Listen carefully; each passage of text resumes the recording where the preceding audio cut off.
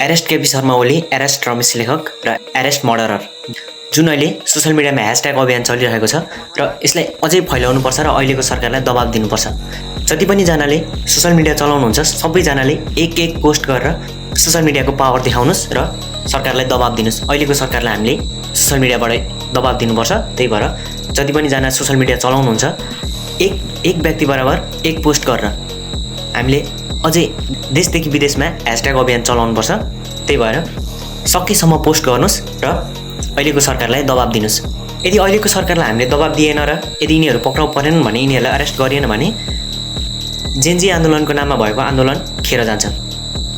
So यो गर्न एकदमै जरुरी छ। जुन जेनजी आन्दोलनको नाममा 76 जनाले आफ्नो ज्यान दिए र 100 जना अहिले हस्पिटलको बेडमा छटपटाइरहेका छन्, अङ्गभङ्ग भएर बसेका छन्, उनीहरूको बलिदान खेर जानेवाला छ। र यदि यिनीहरूलाई एरेस्ट भएन भने, यिनीहरूलाई कारबाही भएन भने हाम्रो आन्दोलन खेर जानेछ।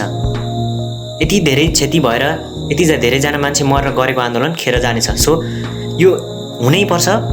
जसरी पनि यिनीहरूलाई पक्राउ गर्नैपर्छ, जहिले भए पनि पक्राउ गर्नैपर्छ र यो अहिलेकै सरकारले गर्नुपर्छ र सरकारले जनताको कुरा सुन्नुपर्छ, किनभने अहिलेको सरकार भनेको जनताको सरकार हो।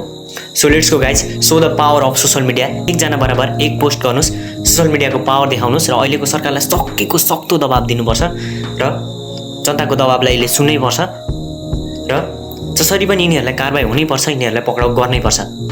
So go for it. यति ठुलो आन्दोलनको उपलब्धिलाई खेर जान दिनु हुँदैन। पहिलो काम भनेको यो काम गर्नुपर्छ।